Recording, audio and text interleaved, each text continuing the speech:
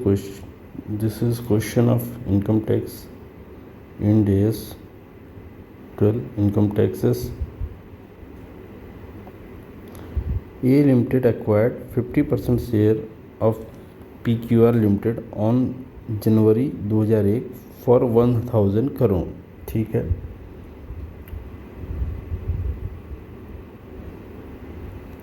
चलिए बाई 31 मार्च 2005 ये 2001 में ख़रीदा और 2005 में कह रहा है PQR limited made a profit 50 crore के प्रॉफिट मिले.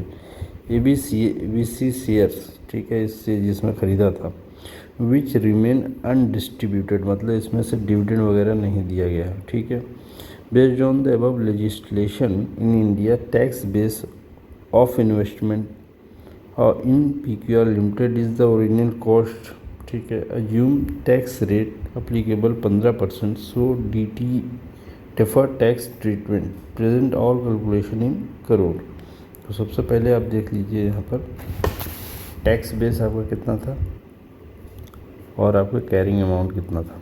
यहाँ पर देखिए ये जो 50% इन्होंने दिया है, अगर ये 50% शेयर खरीदते हैं, ठीक है, तो ये 50% अगर ख़रीदते हैं, ख़रीदा है वो आपका जॉइंट वेंचर की श्रेणी में आता है. जॉइंट वेंचर और सब्सिडियरी में अंतर है. सब्सिडियरी में अंतर है जॉइंट वेंचर में. जॉइंट वेंचर जो होता है वो कंट्रोल नहीं कर सकता है डिविडेंड पॉलिसी को. ठीक है. It is not in position to control the policy of PQR Limited. As a result, it cannot control the reversal of temporary difference and deferred tax provided by temporary difference arising on investment in joint venture. तो यहाँ पर देखिए question क्या कह रहा है, इसका answer क्या कह रहा है कि यहाँ पर does not control PQR. It is not in position. It is not in position to control dividend policy of PQR Limited. तो यहाँ पे ABC ने एक्वायर किया है PQR को. ABC जो है उसने PQR का 50% शेयर एक्वायर किया है, तो ये हो गया इसका जॉइंट वेंचर. ठीक है. तो यहाँ पर देखिए as a result can not control the reversal of temporary difference. अगर टेम्पररी डिफरेंस को रिवर्सल को अगर कंट्रोल करता तो उस केस में हम जो है DTA या DTL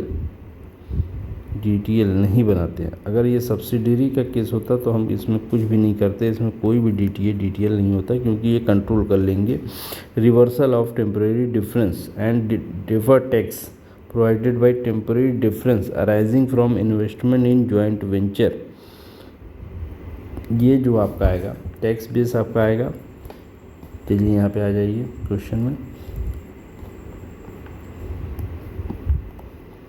यहाँ पर टैक्स बेस आपका आएगा और यहाँ पर आपका आ जाएगा टेम्परेरी जो है कैरिंग अमाउंट.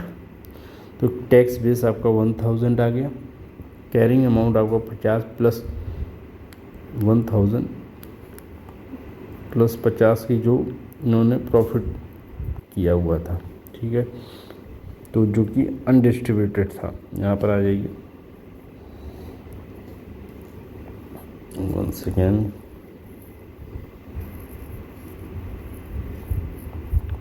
तो यहाँ पर देखिए क्या कह रहा है.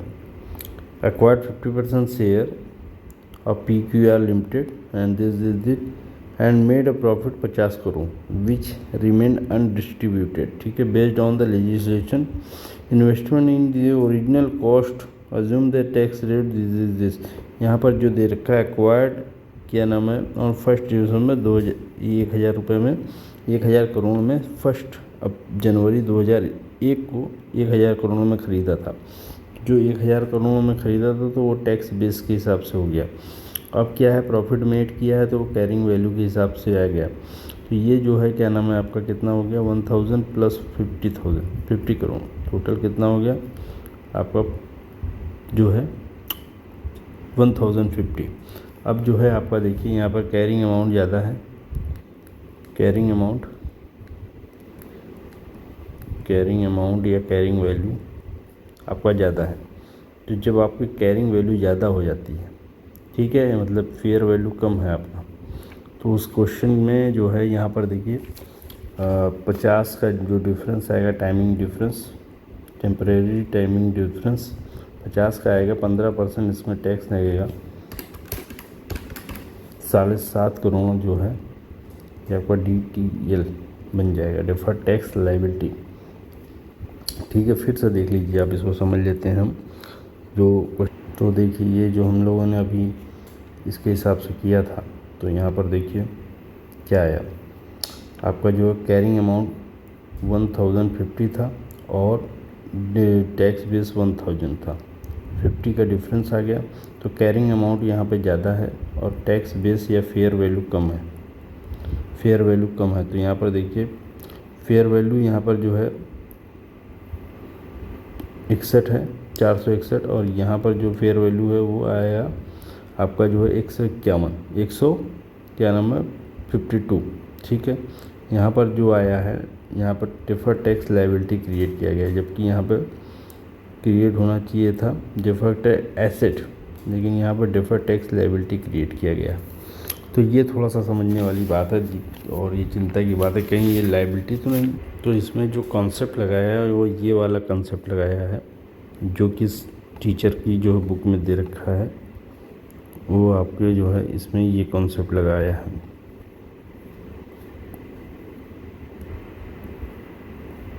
यहाँ पर देखिए कैरिंग अमाउंट, जैसे यहाँ पर कैरिंग अमाउंट दे रखा है 1050 और यहाँ पर टैक्स बेस दे रखा है 1000। तो यहाँ पर बोल रहा है कैरिंग अमाउंट आपका जो है मोर देन टैक्स बेस है, तो आपकी DTL आएगी यहाँ पर DTL। ठीक है, तो यहाँ पर ये जो है 1050 में घटाएगा तो 50 वही हो गया, इस पर 15% निकालोगे तो जो है कितना 7,500 करोड़ का जो है DTL आएगा। ठीक है, तो चलिए इसको समझ लेंगे हम बाद में। अब जो है क्वेश्चन में आते हैं, तो ये कॉन्सेप्ट उसके कॉन्सेप्ट के हिसाब से आया है टीचर के, तो ये आपका DTL आ गया, डिफर्ड टैक्स लायबिलिटी। अब चलिए दूसरा क्वेश्चन देखते हैं, ये है आपका on 1 April 2001 ABC limited acquired 100% share. ये 100% शेयर इसने एक्वायर किया, तो ये सब्सिडियरी हो गई, ठीक है, फॉर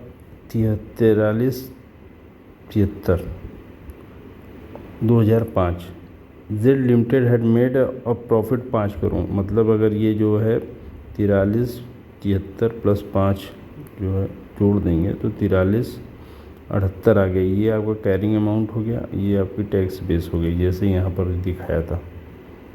ठीक है, ऊपर वाले पे यहाँ पर देखिए। ठीक है, इसी तरह जो है इसको देख लेते हैं।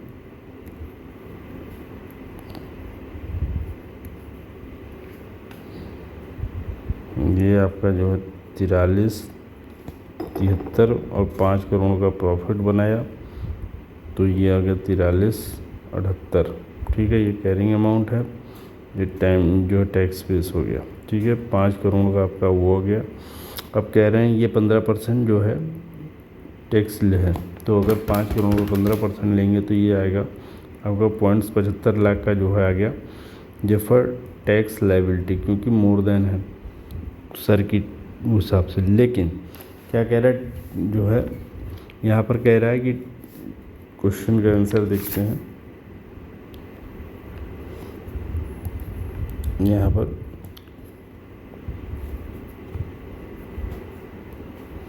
A taxable temporary difference of 5 crore therefore exists between carrying amount of investment in XYZ at the reporting date 7378 हो गया, 4378 प्लस 8 5 जोड़ देंगे तो 4378 हो गया, and it's tax base is इतना। Since it's a parent company by the definition control a subsidiary, it will be able to control the reversal of this temporary difference. For example, though control of the dividend policy of the subsidiary, therefore deferred tax on such temporary difference is generally not provided unless it is probable that temporary difference will reverse in foreseeable future.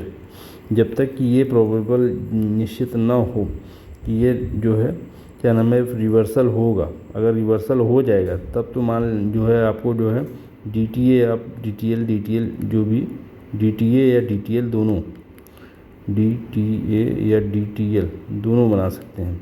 इस case में तो DTL आएगा, DTA नहीं आएगा, तो भी आप जो है नहीं बना सकते अगर जो है कंट्रोल कर सकता है। अगर कंट्रोल का मतलब ये कि रिवर्सल ना करे तो उस केस में जो है ये जो है क्या बोलते हैं आपको बनाने का अधिकार नहीं है। अगर ये रिवर्स हो सकता है तब तो आप बना सकते हैं DTL, ठीक है, because it is investment in subsidiary 100%, ठीक है, ये इसका आंसर था। तो ये अब हम आते हैं थर्ड क्वेश्चन पे, 13 नंबर क्वेश्चन पे। On 1 April 2001 S limited leased machine hour 5 year, present value of lease liability is 120 CR, ठीक है, डिस्काउंट रेट इज़ 8% दे रखा है, and it is recognised as lease liability and corresponding right of use, ठीक है, asset जैसा leasing में होता है, on the same date. Right of use asset is depreciated under straight line over 5 year. तो 120 का जो अगर स्ट्रेट लाइन से डिवाइड करेंगे तो ये आपका 24 करोड़ का जो है डिप्रिशिएशन आएगा, ठीक है। And annual lease rental is 30 crore starting from 2002, ठीक है। Tax law permit tax deduction on the basis of payment of rent. Assuming tax rate इतना, you are required to explain tax consequence for the above transaction for 2002 के लिए। Tax rate आपको 30% दे रखा है। तो चलिए इसको भी सॉल्व कर लेते हैं।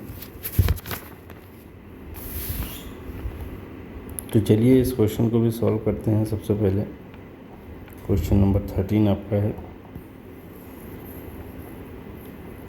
तो सबसे पहले हम कैरिंग अमाउंट बनाएंगे। कैरिंग अमाउंट कैसे निकलती है आपको पता है। कैरिंग अमाउंट आपकी जो एसेट होती है उस पर डिप्रिशिएशन घटा के, जैसे यहाँ पर देखिए carrying amount of balance sheet right to use asset जो है वो कितने का है 120 करोड़ का 2001 में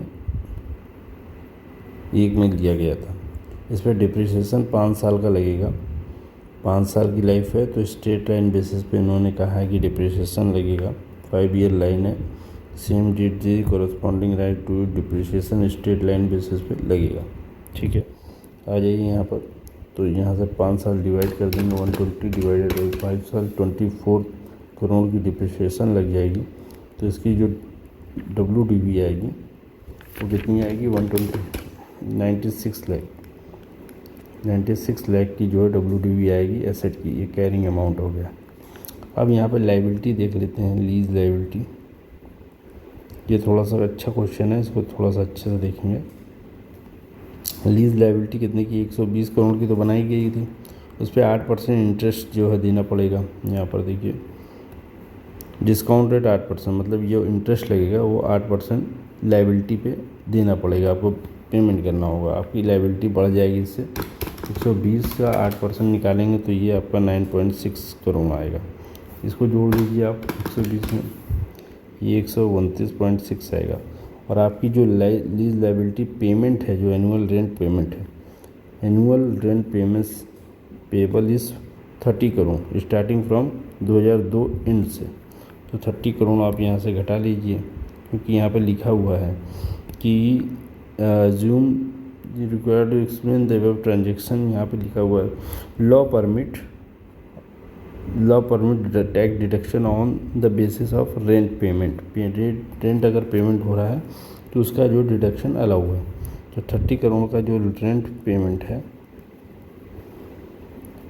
अगर ये रेंट पेमेंट अलाउ नहीं होता तो यहाँ से हटा देते, लेकिन ये अलाउ है।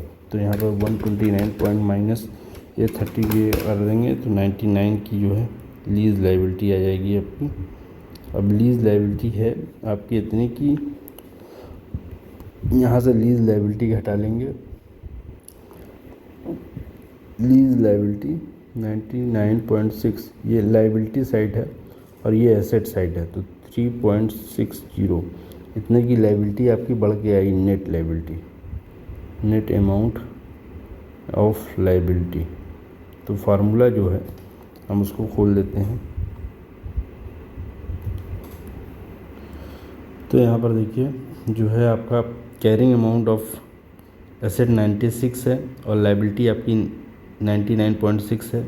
डिफरेंस जो आएगा टाइमिंग डिफरेंस वो आएगा 3.6 आएगा करोड़, और इस पर टैक्स जो लगेगा 30% लगेगा। आपके पास जो आएगा टैक्स का अमाउंट 1.08 डिफर्ड टैक्स एसेट आएगा। ठीक है, इस तरह ये क्वेश्चन सॉल्व हो गया आपका।